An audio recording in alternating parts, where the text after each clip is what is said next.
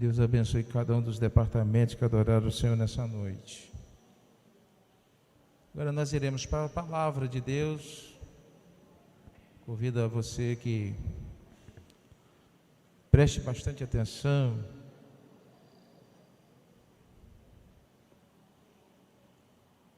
No que será falado nessa noite. Todos nós sabemos que vivemos uma época, passamos por uma época em que o foco principal das mensagens muitas vezes era o triunfalismo, era só a vitória, era só as bênçãos. Nós sabemos que isso faz parte da vida do crente, mas não é o foco principal da palavra de Deus. O foco principal da palavra de Deus é arrependimento, salvação, renúncia, santidade, céu, inferno, justiça.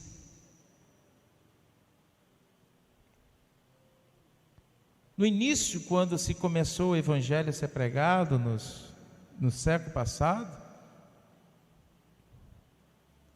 não se pregava muito sobre riquezas terrenas, se falava de arrependimento de pecado. E foi a época que a igreja mais cresceu em qualidade. Depois entrou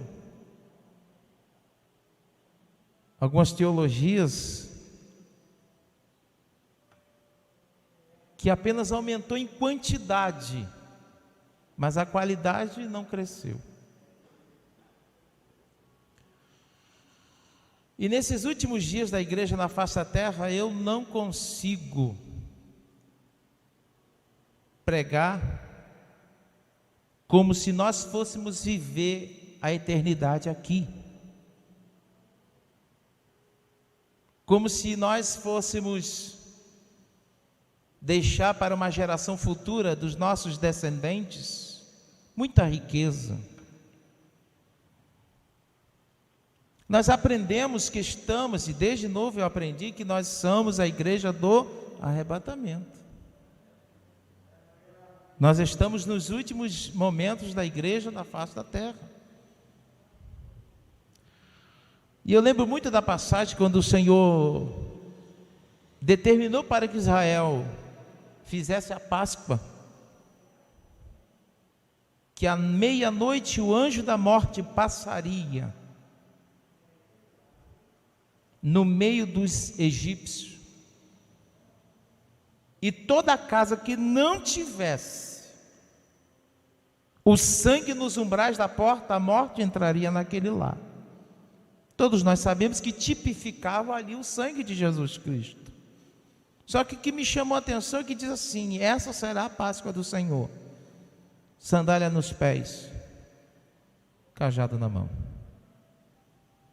Comei apressadamente, porque pela manhã já estaremos de partida deste lugar. Essa tem que ser o pensamento da igreja. O próprio Senhor disse assim, que a gente não tem que estar ansioso pelo dia de amanhã, pelo que haver de comer, pelo que haver de Deus. Ele tem o controle de tudo na tua vida. Nós precisamos estar pensativo no dia de hoje, no dia de agora, porque a Bíblia fala que o Senhor virá a qualquer momento, e pode ser hoje ainda. Então eu preciso estar com a minha mente ligada que o arrebatamento pode ser daqui a alguns minutos. Eu tenho que estar pronto para partir para a eternidade, é hoje, não é para daqui a 5 anos, não. Eu li o Salmo 101, porque o Salmo 101 nos traz algumas informações, nos traz algo da parte de Deus para a nossa reflexão. O primeiro versículo desse salmo fala: cantarei a bondade, em outras versões, a misericórdia e a justiça de Deus. O salmista não estava falando somente da bondade, do amor, da misericórdia. O salmista também estava falando da justiça, daquilo que Deus faz, porque Ele é justo. A sua justiça, ela é perfeita. Nós precisamos entender que nesses últimos dias, o próprio apóstolo São Paulo diz o seguinte, que seria tempos difíceis, tempos trabalhosos. Não é que nós tenhamos que esperar melhoras. Você precisa entender que o mundo jaz no maligno, e a situação do mundo irá piorar dia após dia, irá de mal a pior. Agora você, sendo servo do Senhor, temente a Deus, andando na sua palavra, Deus, Ele cuida de você. Ele te sustenta, Ele te guarda, Ele te protege. Muitas vezes é falado como se as coisas iriam melhorar, e eu já falei isso, não é a primeira nem a segunda vez. E quando eu li esse salmo, Deus me trouxe algo ao meu coração, e eu quero passar para vocês, para os nossos irmãos. A primeira coisa que fala é da misericórdia de Deus. A Bíblia diz que Deus olhou do céu para a terra e não viu um justo sequer. A Bíblia também diz que todos, sem exceção de ninguém, pecaram, e todos nós fomos destituídos da glória de Deus. Quando o homem pecou, toda a raça humana foi condenada ao inferno. Toda a raça humana foi condenada à perdição, porque eles se afastaram de Deus. Mas a misericórdia de Deus, ela se estende de geração em geração. Em João 3,16 diz o seguinte: porque Deus amou o mundo de tal maneira que enviou seu Filho unigênito, para que todo aquele que nele crê não pereça, está falando de justiça, mas tenha a vida eterna, a misericórdia. O Senhor Jesus disse: aquele que crê será salvo. Fala de misericórdia. Mas quem não crê já está condenado. Fala de justiça, porque não crê no unigênito Filho de Deus. Essa é a palavra do Senhor. São grandes as misericórdias. Ela se estende de geração em geração, na vida daqueles que temem o seu nome. Abra sua Bíblia em 2 Pedro capítulo 3. 2 Pedro capítulo 3, verso 9 e 10.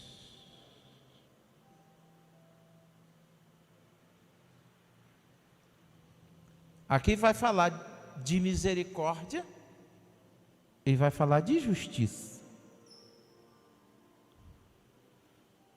Vamos ler do 8? Há todavia uma coisa, amados, que não deveis esquecer, que para o Senhor um dia é como 1000 anos, e 1000 anos é como um dia. Não retarda o Senhor a sua promessa, como alguns até julgam está demorando. Jesus não vai voltar. Eu não acredito mais que vai ter arrebatamento. Eu não acredito mais que vai ter volta de Jesus.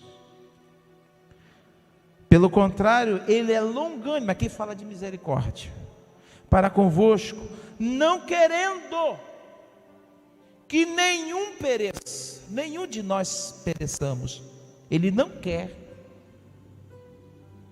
mas que todos nós cheguemos ao arrependimento. A gente precisa entender, e vamos raciocinar, há 10, 15 anos atrás, talvez a situação cristã que você vivia, será que Jesus tivesse voltado naquela época, você estaria subido? É algo para nós refletirmos. Deus tem dado tempo à sua igreja, para que todos nós venhamos nos colocar na posição que Ele quer. Estava dizendo assim, olha, muitos estão, mas está demorando. Você precisa entender que quando Jesus morre na cruz, já se passaram 2000 anos. São 2000 anos que a porta da arca está aberta para todos aqueles que quiserem se salvar, entre por ela. Jesus diz assim, assim como foi nos dias de Noé, assim também vai ser o dia da volta do Filho do Homem. Tem gente que pensa assim, porque casava, não, mas tem algo a mais aqui. Como é que eram os dias de Noé?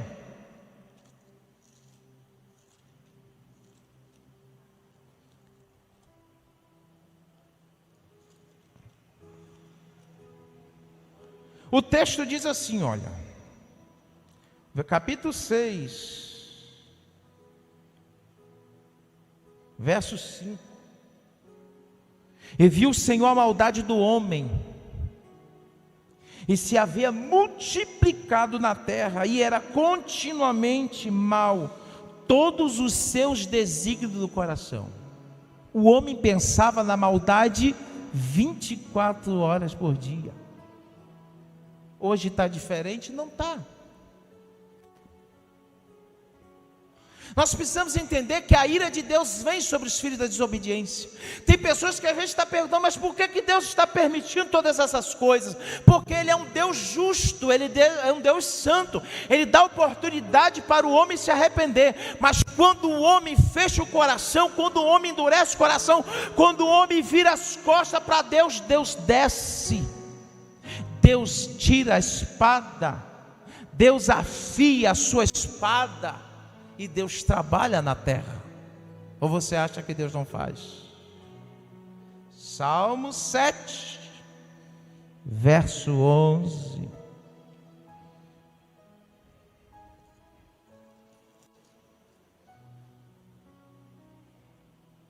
Deus é justo juiz, e Deus se sente indignado, Ele tem indignação todos os dias. Se o homem não se converter, afiará Deus a sua espada, já armou o arco, e tem no pronto, para ele preparou já instrumentos de morte, preparou suas setas inflamadas. O homem não se converter ao Senhor, a Bíblia fala que Deus afia a sua espada. Nós precisamos entender que nós somos a igreja de Cristo, estamos neste mundo. A Bíblia diz assim: no mundo tereis aflições, mas tende bom ânimo, eu venci o mundo. Só que a gente precisa entender que estamos numa situação, que estamos inseridos neste lugar, mas nós não somos daqui, e nós precisamos estar nos pés de Jesus. Sabe por quê? Se a Bíblia fala, se o Senhor não poupou os ramos naturais, que era Israel, quanto mais nós. Sabe o que é que eu quero dizer para nós, para mim, para você? Acabou esse tempo de brincar com salvação. Acabou o tempo de levar as coisas de Deus na brincadeira. Acabou-se o tempo de ficar em cima do muro. Acabou-se o tempo de eu achar que eu posso pintar e bordar, e Deus não pesa a mão, porque Deus pesa a mão. E você precisa entender que nos últimos dias da igreja, Deus vai separar o seu povo, aqueles que realmente servem a Ele, aqueles que realmente querem entrar no céu, aqueles que não vivem uma vida de qualquer maneira. O Senhor vai separar. Você sabe como é que se purifica o ouro? Como é que se tira impureza de ouro? É aquecendo.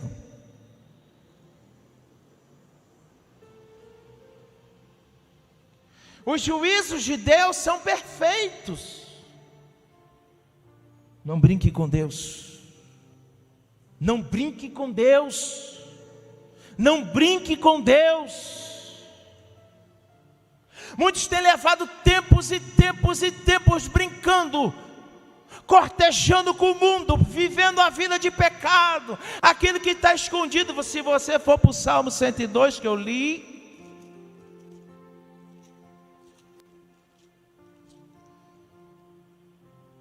atentarei sabiamente ao caminho da perfeição. Quando tu verás a mim? Quando o Senhor vai visitar minha vida? Quando é que eu vou me encontrar com o Senhor? Seja na minha partida para a eternidade, quando desce a sepultura, ou quando do arrebatamento da igreja, portar-me-ei com o caminho reto. Quando é, Senhor, que tu vai vir a mim? Quando é que o Senhor, eu vou me encontrar com o Senhor? Você não sabe, eu não sei. Porta dentro da minha casa, terei coração sincero. É o que eu falo. Às vezes aqui dentro é fácil nós sermos crentes. É muito fácil eu portar um terno, botar uma gravata, portar uma Bíblia. Mas aqui está dizendo, Senhor, eu tenho que andar sinceramente, em sinceridade contigo, quando ninguém está me vendo. Dentro da minha casa, dentro do meu quarto, com a minha porta fechada, não porei coisas más diante dos meus olhos. Não está ali. O verso seguinte: não colocarei coisas más diante dos meus olhos. Quantas coisas são apresentadas a nós? Quantas vezes alguém pode estar no lugar, não tem ninguém, e eu começo a olhar por aqui, por ali, e eu começo a entrar em alguns lugares que desagrada a Deus, mas ninguém está vendo.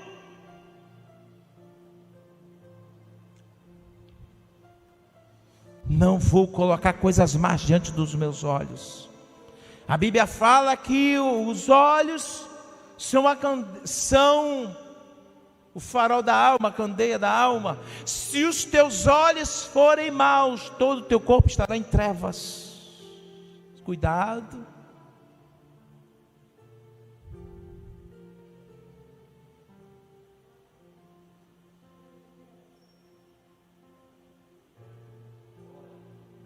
O verso 6, o Senhor fala assim: eu vou procurar os fiéis. Deus está procurando.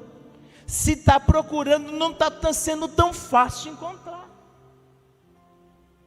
Quando tem uma coisa fácil, precisa procurar, você já acha de cara. Mas se a Bíblia diz: os meus olhos procurarão os fiéis da terra, para que habitem comigo. Isso aqui é um segredo. Habitar com o Senhor está dizendo a eternidade.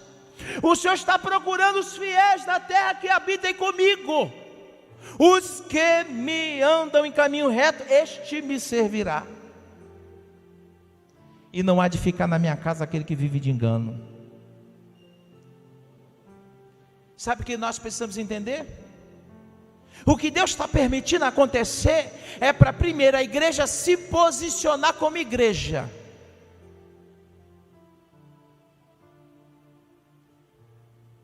E outra, quando o vento sopra, fruto que está podre cai.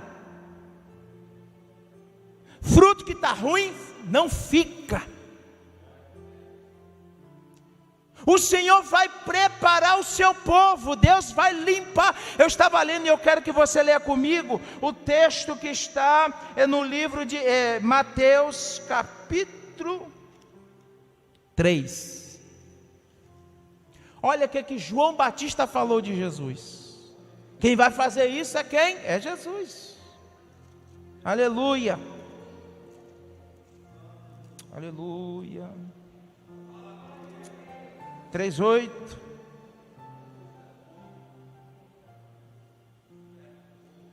Produze pois frutos dignos de arrependimento. E não comeceis a dizer de vós mesmos: temos por pai Abraão, porque eu vos afirmo que destas pedras Deus pode suscitar filhos de Abraão. Ah, eu sou crente. Não, eu vou à igreja. Eu creio em Deus, eu tenho Deus no coração. Jesus disse: quantos que falam da boca para fora, mas o coração está longe de mim? Jesus disse assim: muitos dirão Senhor, nem todos que dizem Senhor, Senhor entrará no meu reino. Em outro texto Jesus diz assim: Senhor, no teu nome expulsei demônio, no teu nome curei os enfermos, do momento eu fiz, aconteci. Apartai-vos de mim que eu não vos conheço. Jesus vai separar.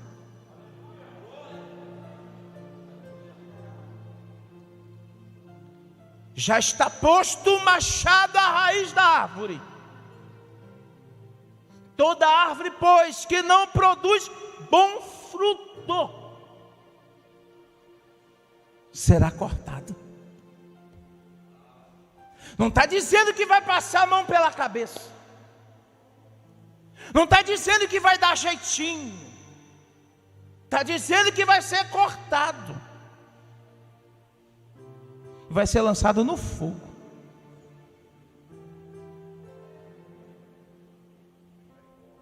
Eu vos batizo em água para arrependimento, mas aquele que vem após mim é mais poderoso que eu, cujas sandálias não sou digno de levar. Ele vos batizará com o Espírito Santo e com fogo. A sua pá Ele a tem na mão e limpará completamente a sua eira. Recolherá o trigo no celeiro, mas queimará a palha no fogo.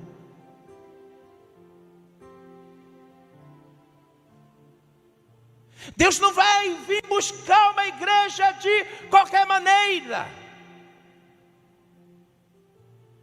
A gente precisa entender que há uma promessa que antes do arrebatamento o Senhor derramará de uma unção tão poderosa no meio do seu povo. Mas a gente precisa entender, só vai receber, só vai ser cheio, só vai ser elevado a um patamar espiritual mais elevado se tiver na brecha, se tiver vida no altar, se tiver compromisso com a palavra, se tiver como o Senhor quer, se tiver deixado o mundo, se tiver renunciado a si mesmo, tomado a sua cruz. Jesus não vai depositar da sua unção, da sua graça, do seu Espírito sobre pessoas de qualquer maneira, não, porque o Espírito Santo de Deus, Ele é santo e Ele exige santidade. Se eu não me posicionar no lugar que Deus quer, se eu não me posicionar onde o Senhor quer, o tempo vai passar, o Espírito de Deus vai ser derramado e eu vou ficar do mesmo jeito. Porque a gente imagina assim, vai vir uma unção do Espírito Santo, aí Jesus vai operar na vida de todo mundo que não é batizado com o Espírito Santo vai ser batizado. Quem dera que fosse assim. Mas onde o pecado habita, o Espírito Santo de Deus não tem lugar para habitar.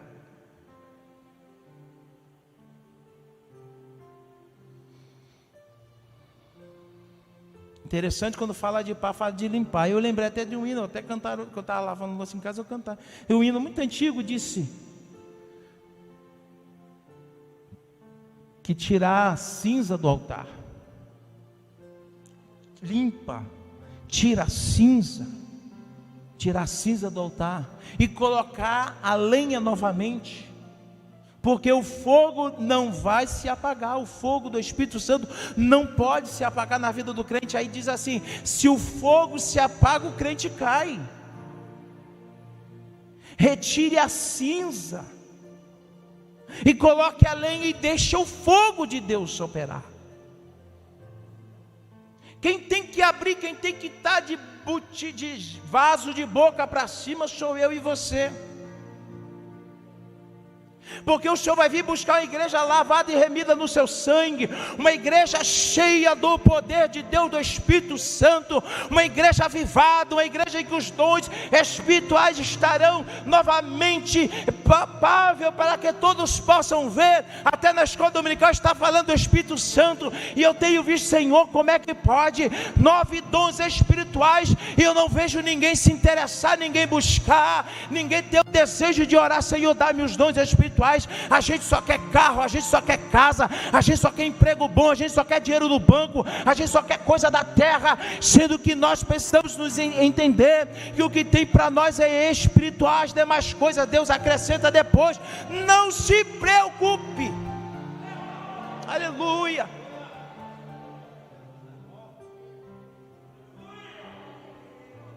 Só servirá o Senhor quem anda num caminho reto.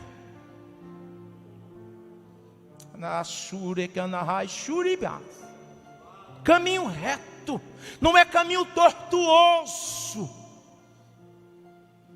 Eu não sei que evangelho andaram pregando por aí, que as pessoas entram e ficam do mesmo jeito que veio do mundo, com as mesmas práticas que fazia no mundo, com os mesmos ritos, com os mesmos modos. Não, quando eu aceito a Jesus, o Espírito Santo entra na minha vida, há uma mudança.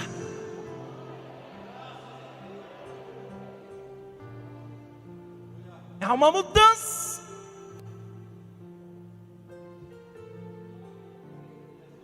Uma coisa que Deus exige da sua igreja é santidade. Não adianta seguir a paz com todos e a santificação, sem o qual ninguém verá o Senhor. Eu vou estar me enganando dentro de uma igreja,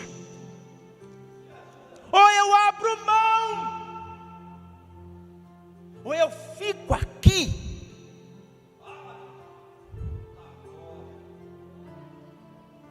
Paulo disse: vai chegar um tempo que procurarão doutores para si, não suportarão ouvir a palavra de Deus, a genuína palavra do evangelho, que eu tenho que renunciar ao pecado, que eu tenho que viver uma vida de santidade. Isso aí essa igreja é muito exigente. Quem diz que para entrar no céu entra de qualquer maneira?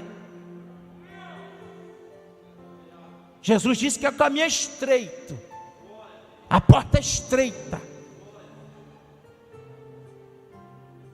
Quando Jesus estava para levar meu pai, minha tia teve uma revelação. Eu acho que eu já contei aqui. Ela viu quando ele estava terminando de subir uma escada, faltava 3 degraus, foram justamente 3 dias até o Senhor recolher meu pai, porque Jesus disse que ia levar, que era dele. E ela viu quando ele vira para ela e dá um até breve para ela observa um jovem, e ele tinha todo o cuidado de segurar a orla de um vestido, uma veste branca, muito branquinha, e quando ele estava terminando de entrar, ela disse: Deus me mostrou, eu vi uma porta, e a porta era muito estreita, não dava para passar de frente, ele tinha que passar de lado, e tinha 2 anjos na porta. Eu disse: quando Jesus disse que a porta é estreita mesmo, bagagem não leva para lá.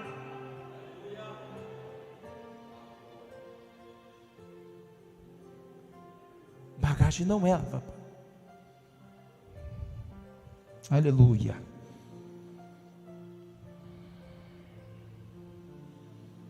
Interessante, em Romanos 11, 20, diz o seguinte: por que eu não posso ficar brincando com salvação?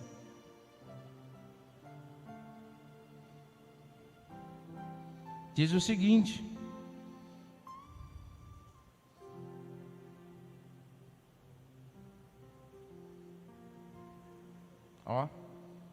bem, pela sua incredulidade foram quebrados. Tu, porém, mediante a fé estás firmes. Não te ensoberbeça, mas teme. Eu estou firme até hoje, nunca saí da igreja. Teme, porque se Deus não poupou os ramos naturais, Israel, Deus não passou a mão. Israel é a nação escolhida. Deus não passou a mão na cabeça de Israel. Todo mundo sabe da história. E desobediência, foram para a Babilônia. Desobediência de novo, no ano 70 o general Tito entra lá, destrói tudo. Ficaram 1800 anos por aí, até que Deus restaura Israel em 48. Não poupou os ramos naturais, também não te poupará. Deus não tem crente predileto. Eu posso ser o pastor mais conhecido, o irmão pode ser o cantor mais conhecido, para a pessoa mais carismática, mas se ele sair da presença de Deus, já foi. Deus tem misericórdia. Deus dá oportunidade para o homem se arrepender e voltar. Dá. Tem dado oportunidade até hoje. Mas no dia que a porta da graça se fechar, já foi. Considerai, pois, a bondade e a severidade do Deus para com os que caíram. Severidade, mas para contigo a bondade de Deus, se nela permaneceres. Dou-te a sorte, tu também serás cortado. O maior sacrifício Jesus fez na cruz do Calvário. Ele já pagou o preço. Mas não é porque estou na graça que eu posso ficar brincando com esta graça.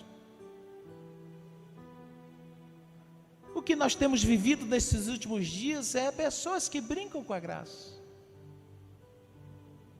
Peca hoje, a Jesus perdoa, pede perdão, amanhã volta a pecar de novo. Aí passa uma semana, não aconteceu nada, eu vou pecando. Aí quando de repente Deus traz uma palavra, eu até me arrependo naquele momento. Aí eu choro, peço perdão, mas semana que vem estou lá eu pecando de novo. Isso leva 1 ano, 2 anos, 3 anos, 4, 5, 10, 15, 20 anos. A Bíblia diz que aquele que confessa e deixa, o segredo é deixar. Aquele que confessa e deixa, alcança a misericórdia. A gente é suscetível a errar? Mas a gente tem que entender, erra uma vez, depois, deixa para lá. Tem uma frase que diz assim: errar é humano, mas persistir no erro é burrice, não é assim que fala? Mas tem gente que persiste no erro do pecado, que a Bíblia fala que é pecado, mas ele gosta, ninguém está vendo. E aqui estava dizendo, ele não poupou. Se você e eu não tiver cuidado, nós também podemos ser cortados. Ou tu acha que tu é filho predileto? Não, mas para mim Jesus vai dar um desconto. Para mim Deus vai dar um desconto, né? Eu sou filho de crente, minha mãe é dirigente, isso, aquilo, outro, eu já fiz isso, aquilo. A gente precisa entender, o que vale para Deus é o agora. O que eu fiz no passado não vai garantir o meu futuro. Mas eu fiz tanta coisa, que Jesus disse: muitos que dizem Senhor não entraram no meu reino, e muitos dizem, mas no Senhor, no teu nome expulsei demônio. Ele falou do passado, coisas que fez até quando estava crente ainda, mas depois decaiu da graça. Por isso que a Bíblia diz assim: você que está de pé, cuidado para que não caia. Tu não é super crente não. Ninguém aqui é super crente.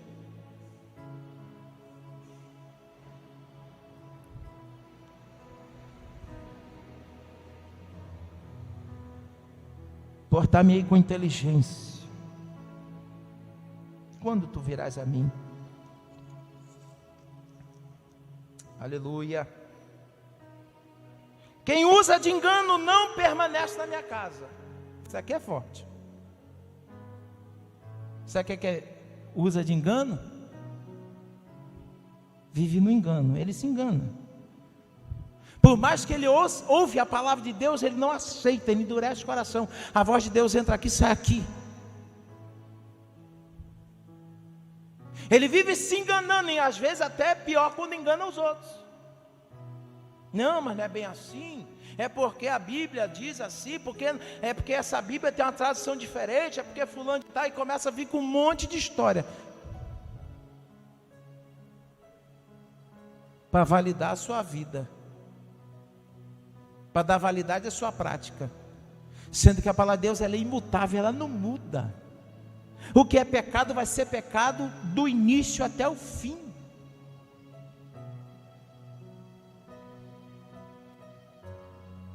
Então o Senhor disse: aquele que vive de engano não permanece, não tem força. Tem que viver um caminho de retidão diante de Deus. O Senhor separará as ovelhas dos bodes, não é assim que a Bíblia fala? O Senhor vai separar o trigo do joio. E esse dia está se aproximando. Em algum momento, quando Jesus conta a parábola: Senhor, a gente pode ir lá arrancar agora? Não, não arranca agora não. Porque se arrancar agora, você pode abalar a raiz do trigo também junto. E de repente o trigo morre. Pode de repente na hora de arrancar o joio vir trigo junto. Não, no dia certo eu vou separar. Sabe que dia é esse? No dia do arrebatamento da igreja. No dia que nós estaremos eternamente com o Senhor. No dia que o Senhor virá da nuvem. E aquele que está em Cristo, aqueles que morreram em Cristo ressuscitarão primeiro. E nós que estivermos vivos seremos transformados. E esse corpo que é corruptível, ele será revestido de incorruptibilidade, de imortalidade. E estaremos eternamente com o Senhor. É aí nesse dia. Quem vai fazer isso? Jesus. Ali ele vai estar aplicando a justiça.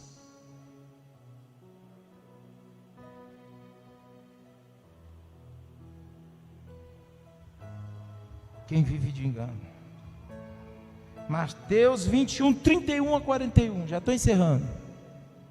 Mateus 25, 31 a 41. Glória a Deus. Olha o que diz: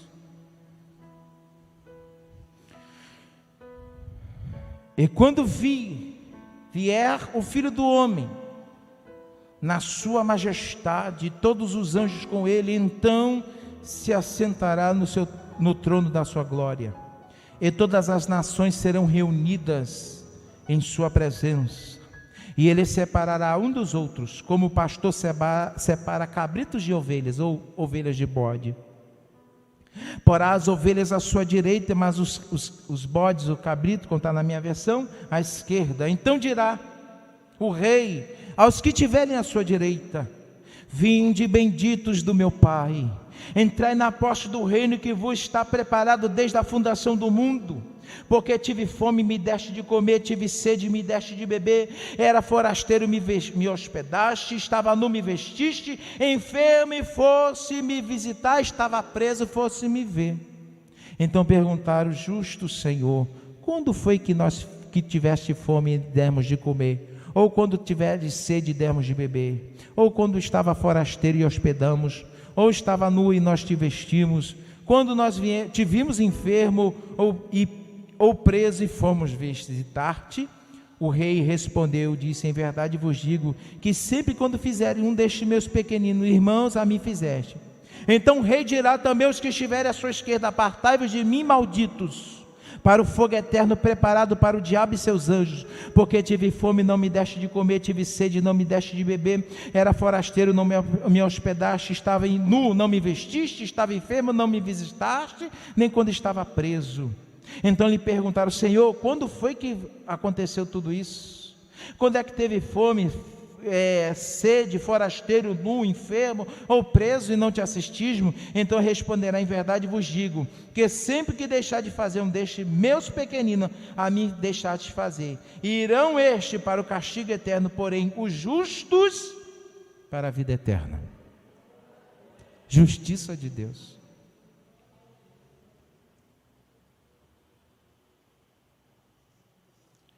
Nós precisamos entender que nos últimos dias da igreja, antes do arrebatamento, Deus vai provar o seu povo. Seja sincero, do jeito que as igrejas estão, será que ia ser desse jeito? Simplesmente assim? Ou tu acha que Deus não ia dar uma mexida aí, para melhorar o negócio? Para o número de salvos aumentarem? Porque a gente precisa entender que a situação, quando se agrava, acontece duas coisas: ou eu me aproximo de Deus, me arrependo, me humilho, busco a sua face, me arrependo dos meus maus caminhos, Ele ouve do céu, perdoa meu pecado e sara minha terra. Ou eu me afasto de Deus e caio totalmente da sua graça. Então é nessas horas da dificuldade que provamos se realmente nós somos servos do Senhor. Esse ano de 2020 só foi Quantas pessoas que você conhece que está fraco sem ir para a igreja? Tem um bocado aí que eu estou no pé. Bora, converso, mando mensagem, converso pelo celular, quero falar com você, visita. Está difícil.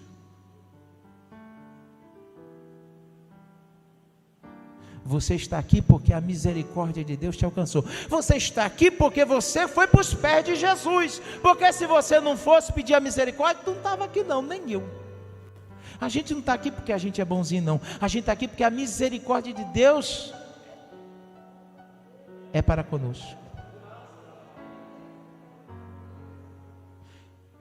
Você está aqui porque mesmo tendo pouca força, não negaste o nome do Senhor. E o que é que a Bíblia diz?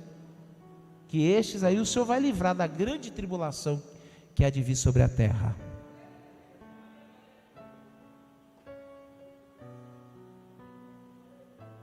Os seus permanecerão firmes mesmo na adversidade. Mas os que não estão firmados na rocha, você só consegue resistir às intempéries da vida se você estiver firmado na rocha. Quem é a rocha? É Cristo.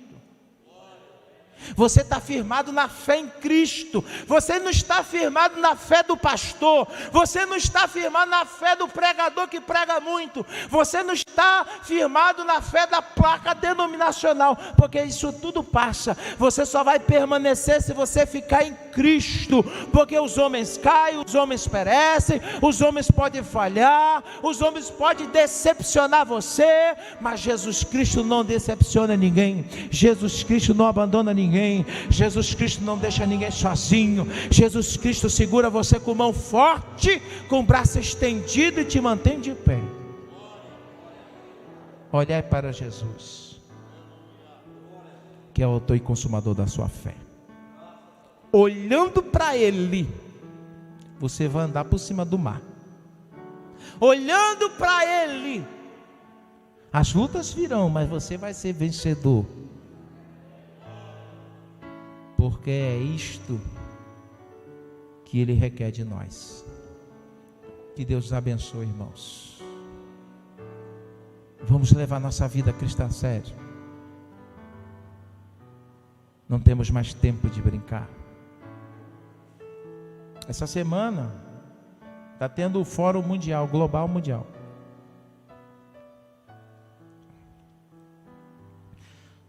Precisam... Já está sendo, isso já foi cogitado, agora vai ficar mais forte. Por causa dessa situação terrível de Covid, de tanta coisa, problema financeiro. A gente precisa eleger uma liderança global. Você sabe quem é esse aí? Quem é? Alguém pode assoprar para mim quem é esse líder aí que estão esperando? É o anticristo.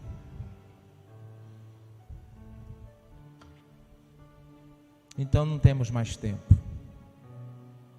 Quem é limpo, limpe-se mais ainda. Quem é sujo, suje-se mais ainda. Que o Espírito Santo de Deus fale mais no seu coração. Que seja criado no teu coração o temor do Senhor. O temor do Senhor é o princípio da sabedoria. Temendo a Deus, você se torna sábio, você se torna inteligente. O mundo não vai te pregar mais peça, não. O mundo não vai mais te seduzir. Que Deus abençoe. Vamos ficar de pé, vamos orar. Aleluia. Vamos pedir ao Espírito Santo para nos incomodar. Vamos pedir ao Espírito Santo me ajude, eu preciso orar. Espírito Santo, eu preciso de comunhão contigo, Espírito Santo. Eu não posso posso, Espírito Santo, ficar desse jeito. Eu não posso ficar com a minha mente vazia. Eu estou na igreja, mas minha mente está lá fora. Eu preciso assumir um compromisso sério contigo, porque somente o Senhor na minha vida vai ser a garantia que eu vou subir para a eternidade. Porque Paulo disse que o Espírito Santo é o penhor, e o penhor é algo de valor que vai ser buscado. Todo aquele que tem algo de valor no banco, coloca como penhora, um dia ele vem para buscar, porque aquilo que está ali é de grande valor. E quando o Espírito Santo de Deus foi tirado da terra, aqueles que tiver comunhão com ele também subirá para a eternidade. Busque, não fique esperando A e B,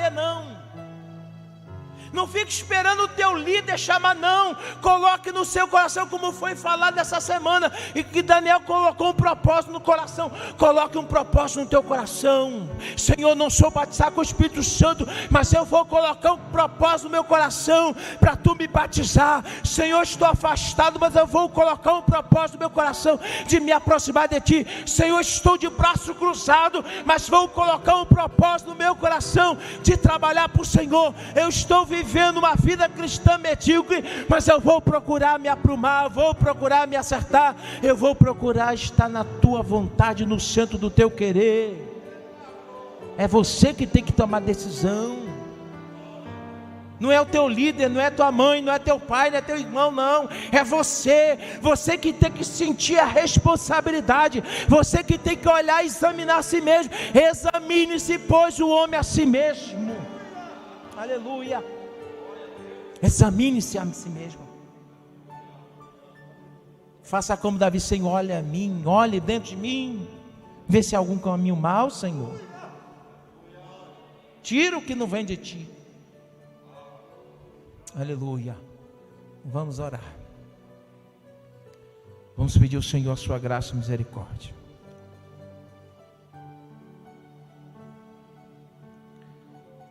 Teu pedido de oração.